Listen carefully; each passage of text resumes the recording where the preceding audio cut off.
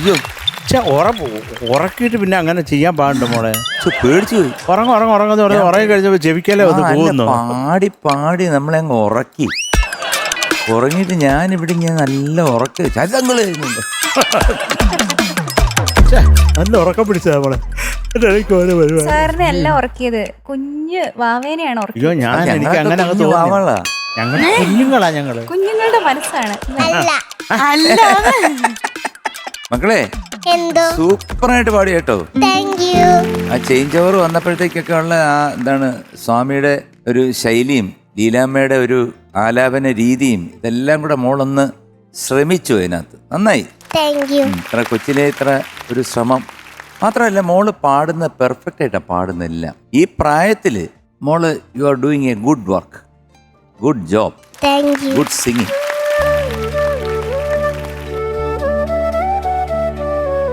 കാരണം അത് പറയാതിരിക്കാൻ പറ്റില്ല. കാരണം മോക്ക് വളർന്നൊരു 10-15 വയസ്സൊക്കെ ആകുമ്പോഴത്തേക്ക് കുറേ കാര്യങ്ങൾ മനസ്സിലാക്കാൻ പറ്റും. ഇപ്പൊ കുട്ടിയല്ലേ, നമ്മൾ പറയുന്ന കുറച്ചൊക്കെ മനസ്സിലാവും. ഇപ്പൊ മോടെ മനസ്സിൽ ഇപ്പൊ മാജിക് കാണിക്കുമെന്നുള്ളതാണ് ഇരിക്കുന്നത്.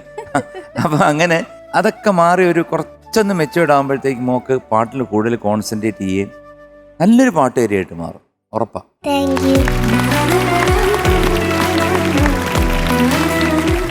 മക്കള് കുഞ്ഞേ എന്തോ ബഹുത്ത് അച്ഛാ. ആസാദിയായിട്ട് പാടി അങ്ങ് ഉറക്കി, ഞങ്ങളെ അങ്ങ് ഉറക്കി. ഞങ്ങൾ കുഞ്ഞുങ്ങളായിട്ട് മാറി. ഞാനും എം ജി അങ്കിളും താമരപ്പൂമുഖം സൂക്ഷിച്ചു നോക്കി. അച്ചോടാ അറിഞ്ഞാ കുഞ്ഞ് പാടുന്നത്, അതിൻ്റെ സങ്കേതമൊക്കെ മനസ്സിലാക്കിയാണ് മക്കൾ പാടുന്നത്. കുറെ സന്തോഷം കേട്ടോ.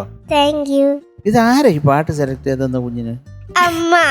ഉഗ്ര സെലക്ഷൻ. ആസാദ്യം കേട്ടോ, ആസാദ്യമായിട്ട് പാടി ചക്കര. എന്നാലും ചരച്ചക്കളെ എന്ന് വിളിച്ച് എന്നെ പേടിപ്പിച്ചു മക്കള്. എന്നാലും ഐ ലവ് യു.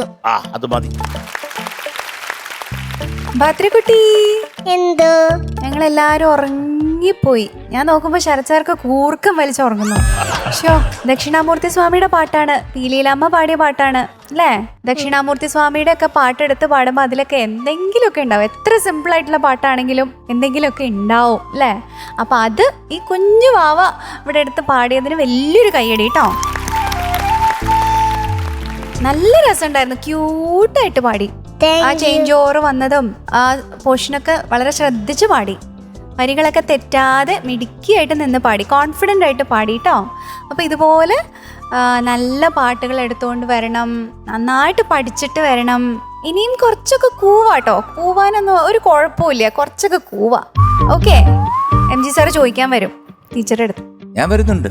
എന്ത് കുഴപ്പം കാണിച്ചു? ഞാൻ ഇന്നത്തെ ഷൂട്ട് കഴിഞ്ഞാൽ ടാക്സി വിളിച്ചു വരും. ടീച്ചറിന്റെ കാര്യം കട്ട പോകാം മക്കളെ. ഞാൻ ഇവിടുന്ന് ഇറങ്ങിയ ഉടനെ പറയാൻ പോണേ, ഉണ്ണി ടാക്സി വിളി എന്ന് പറയും. ടാസ്ക് വിളി, ഉണ്ണി ടാസ്ക് വിളി എന്ന് പറയും. എന്നിട്ട് രാജി ടീച്ചറുടെ അടുത്തോട്ട് പോകും. പിന്നെ എന്നെ ഒന്നും പറയരുത് കേട്ടോ. അപ്പൊ ഞാൻ എന്ത് ചെയ്യണം? ഇടി കൊടുക്കണോ അതോ വടിയെടുത്ത് അടിക്കണോ? വടിയെടുത്തടിക്കണം. അയ്യോ, ഇവിടെ ഇതിന് മാത്രം ടീച്ചർ എന്താ ടീച്ചർ കുഞ്ഞിനോട് പറഞ്ഞത്? ഇനി മേലെ കൂവരുത് എന്ന് പറഞ്ഞോ? അതെന്താ വേറൊരു കാര്യം, കൂവിയാ പറയട്ടെ, ഇത് എന്ന് പറഞ്ഞതിന് അത് ശരിയാണ്. ശബ്ദം എന്ത് സ്വീറ്റ് ആയിട്ടുള്ള കൂവലാണ്. ടീച്ചർ പാവ. അത് അവരെവിടെ പറഞ്ഞു തന്നാന്ന് പറയില്ല. പറഞ്ഞിട്ട് കാര്യമില്ല, ഞാൻ വണ്ടി വിളിച്ചു കഴിഞ്ഞു. ടാസ്ക് വിളിച്ചു പോയി.